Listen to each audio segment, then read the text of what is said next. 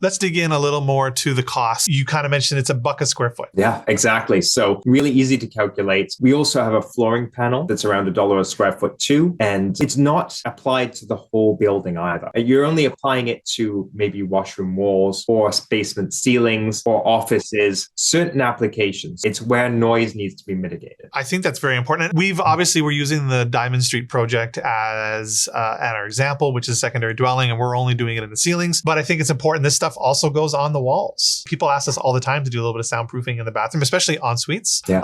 And it's a wonderful product for that. Is it about 5/8 of an inch thick? It's 3/4. Okay, yeah. So it's got some thickness to it. So you have to count for that in your design. Correct. And one common question we get as well is box extensions, or how do you do electrical? So because you're bringing the wall out 3/4 of an inch, you want to add a box extension in there, and those are readily available. Yeah, the electrician would take care of that. We use box extensions on islands where we're doing electrical, and the electrical box has to be a little set back or whatever. So we use them all the time. What's important to take away from that comment, though, is the SONOpan is kind of designed to work with the existing building codes and that we have today and the products that we have today. There's nothing particularly special that we need to do. Like, because sometimes you get a product and they say, oh, it costs about this much, but you have to do 15 other things so that you can install it. SONOpan isn't really like that. It is really about $1 a square foot. There are minor things that you need to consider that can easily be considered at the design stage of the renovation. And personally, I highly recommend it.